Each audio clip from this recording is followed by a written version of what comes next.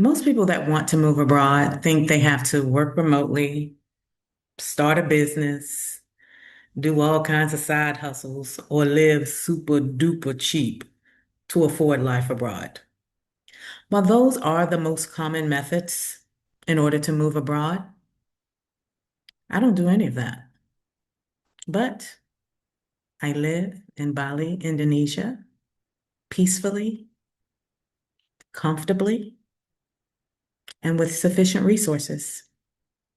In this video, I'll share how that's possible.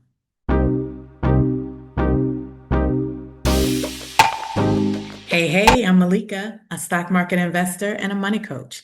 I help high achieving Black women invest in the stock market to build wealth and own her time so she can create a life she loves. If that speaks to you, subscribe to my channel so we can thrive together. Prior to moving to Bali, I slow traveled the world for about 2 or 3 years. I recently moved to Bali almost 2 months ago.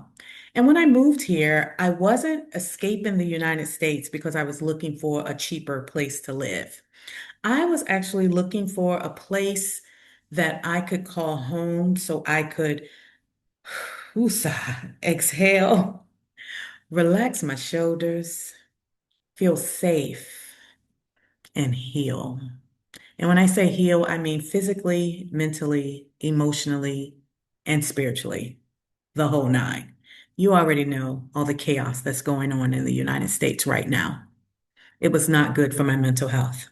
I was choosing a life that reflected peace, the peace that I'd been wanting for years. Peace without racism, peace without hustle, and peace without the constant grind that's required in order to live in the United States. So, how do I fund my peaceful lifestyle in Bali without a remote job or doing any kind of side hustles? Let's talk about it. So, the decision to move abroad wasn't an overnight decision. And also, preparing my finances to allow me to move abroad comfortably wasn't done overnight either. It was a series of intentional decisions that I made with my money. For example, instead of buying a bigger house or a luxury car, I chose to invest more money into the stock market.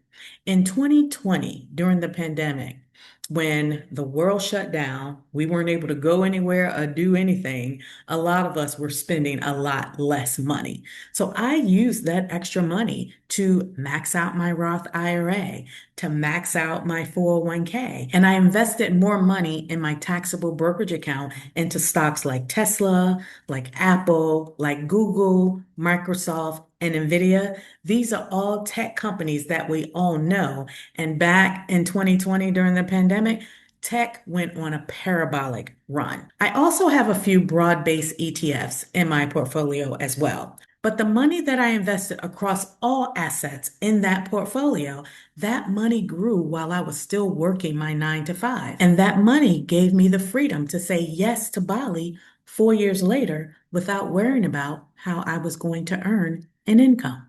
And by the way, if you want to know how I invest or what I recommend for women who want the freedom for the type of lifestyle that I live now, subscribe to my newsletter, Invest with Ease Weekly. I send weekly investing tips and personal reflections that balances your wealth and your wellness straight to your inbox. You can sign up at moneycoachmalika.com/newsletter. So, how do I actually fund my life now that I live in Bali? Again, it's not remote work, it's not side hustles. I'm only 50 years old. So that means I have another 10 years before I can access my traditional retirement account. So before I left my job in 2022, I created what I call a bridge financial plan. I started investing in a brokerage account that I could access now, a brokerage account that wasn't limited to retirement. A brokerage account that does not assess penalties and fees if I want to pull money out now. So I started investing in this bridge account and contributing money towards it in addition to my Roth IRA and my 401k. Now you may be wondering, how was I able to invest in a bridge account as well as my retirement accounts?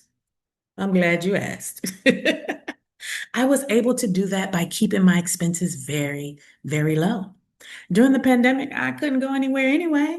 So every extra dime I earned went into the stock market. I also identified ways to reduce my expenses by figuring out how I can cut my largest expenses. So I don't mean stop eating out, cutting out the latte, brown bagging lunch. No, I focus on my largest expenses. Most of our largest expenses are our housing and our transportation. So the first thing I tackled was my housing because leaving my job one day and having the freedom to move abroad and live in an environment that will bring me peace was so important. I was willing to make the short-term sacrifice in order to achieve what I wanted long term. And what I did was move. I initially lived in a luxury apartment very close to the city where the public transportation was easily accessible. And then I moved away from the city where public transportation was not as easily accessible and the square footage of my home was a lot smaller. That reduced my monthly expenses by several $100s per month. And you want to know what I did with that money? I'm sure you can guess. Every dime went into the stock market. When you keep your expenses low, it gives you more runway to invest. And the more you invest, the sooner you can rest. So now I live on the capital gains and the dividends created from my investments in that bridge account. I'll have to do a separate video to share more details about my monthly expenses here in Bali compared to my old expenses in the US. But what I will share now is that I spend less than half of what I spent in the US. I know we often think of financial freedom as earning more money.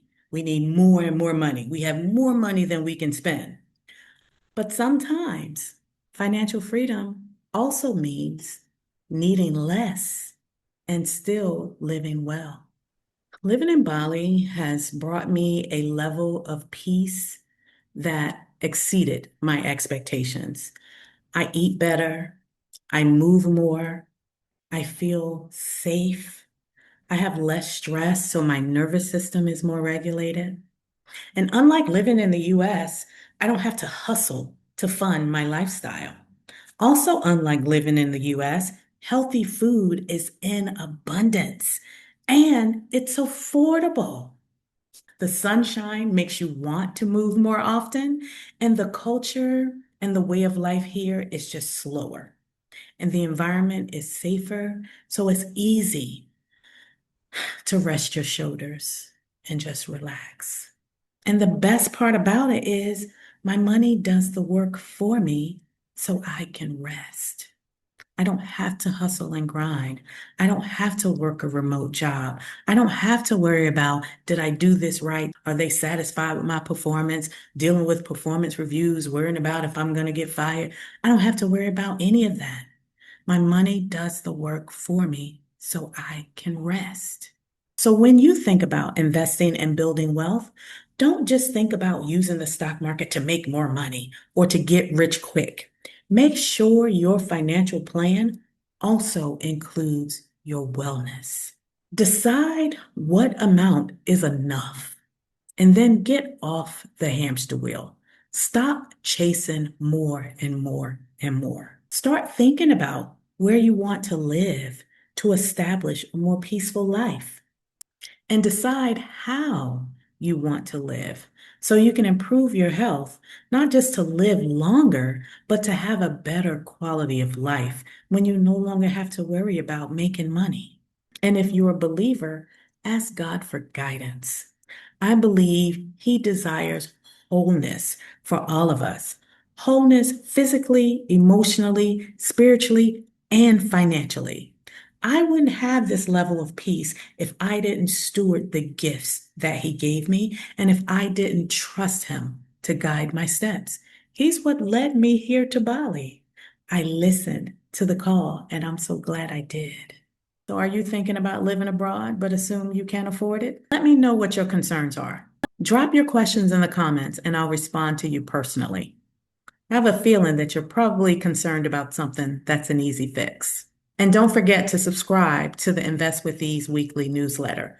That's where I share the inside scoop on how to invest to build wealth and live well. You can find it at moneycoachmalika.com/newsletter. If this video was helpful and it shifted your perspective on why you should be investing and the benefits of wealth building, it's not just limited to retirement.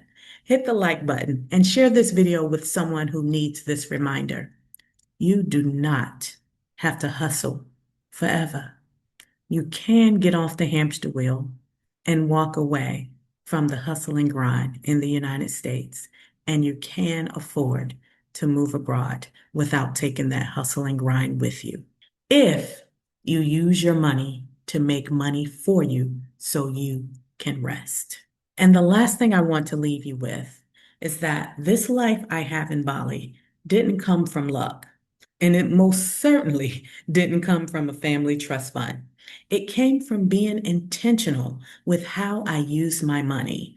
And most importantly, choosing ease when the world told me I had to continue hustling until the age of 65.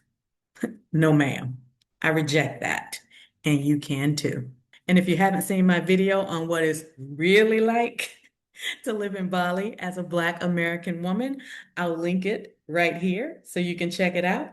Until next time, bye for now.